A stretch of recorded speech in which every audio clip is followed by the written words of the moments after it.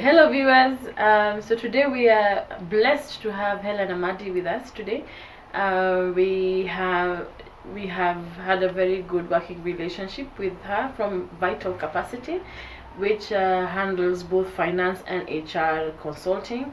Helen has had over, I think, 23, 24 years. Almost 30 years experience. 30 years experience in finance, HR, management, processes. I mean, she's just amazing with this kind of thing. So we are really glad to have her here, and we hope you have a good time and you learn a few things from her. One of the questions we get a lot from our clients is, or even just people who interact with us, is how do you manage money to a point where you are left with something in the bank? Meaning you're receiving cash, you're selling, yes, but at the end of the day, there's nothing in your bank. Yeah, we get a lot of questions like this. In fact, a lot of our clients come to us because they are doing a lot of work, but at the end of the day, they don't have any money in the bank. Okay, this problem usually comes from two places. One is the way you manage your inflows, you manage your money coming in, and the way you manage your money coming out, your outflows. So in terms of the inflows, the problems we find is that a lot of our clients have not set up collection, let's say strict collection timelines with their customers. So what happens is, if a customer is supposed to pay you immediately, or after 30 days, after 60 days, you don't enforce that. So you're finding that after 60 days, he hasn't paid you. Your employees or your staff do not write collection letters. You don't have a system where you're ensuring that your money is coming in the way it's supposed to. So there's that lag. So of course, it means at the end of the day, you don't have the money to meet your requirements. You go out there, you collect a loan, huge expense on your side, and the business continues to go down. So that's a big problem. So so part of managing this inflow problem is ensuring that you have strict timelines in how you should be paid by your clients, and also that you adhere to these timelines. If it comes to collection letters, they go out on time. If you're sending out reminders of payments, they go out. You send out people to come and collect. That goes out on time, and you're able to collect the money you're supposed to collect. Okay. How about people who do collect money? Maybe they're on cash transactions. What other challenges around, maybe say costing, or in terms of not having salaries for the owners, where they're just picking money out of Yes, separation. Wow. Yeah, that's a big one. The owner of the business makes payments directly out from either their personal account or the business account, without even separating out whose money is whose.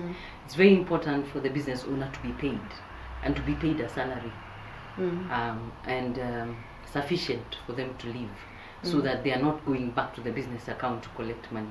So once they are paid, they're supposed to separate their money from the business. So they have their personal accounts, and the business has its own accounts, because it exists as an entity on its own. So now, payments from the business account are for business only, and they're supposed to be controlled using a budget and a cash flow plan.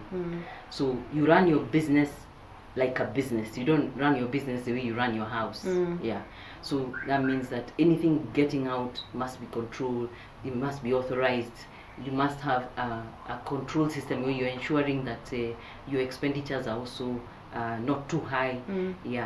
And in that case, obviously, you have already done a budget, and you can see that we're able to afford all these things. If, for example, you're buying new chairs for your office, you can afford them. It's not like you just like these new chairs. Yeah, your business can actually afford them. So that means you're running your business in a way in which it can make profit. It's able to make profit at the end of the day. Yes. And how about costing? How do you determine how much you should sell a product? So when it comes to costing is a big issue, particularly for manufacturing firms.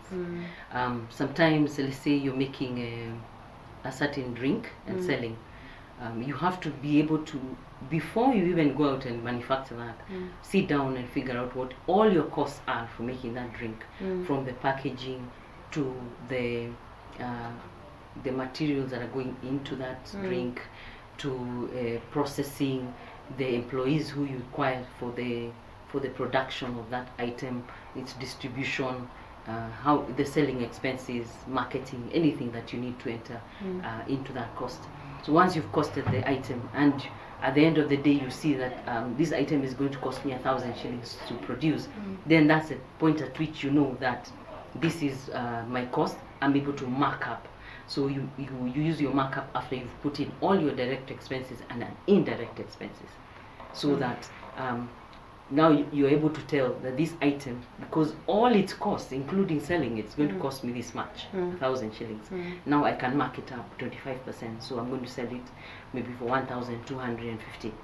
The 250 is your profit, from that item. So that's costing. So that has to be done carefully for each item that you do produce, and you have to produce costing analysis throughout the manufacturing process. It's not that you do it at the beginning, then now you forget it. You have to keep monitoring what kind of expenses. That my expense is going up, that means my expenses are going up, that means my prices must go up. Okay,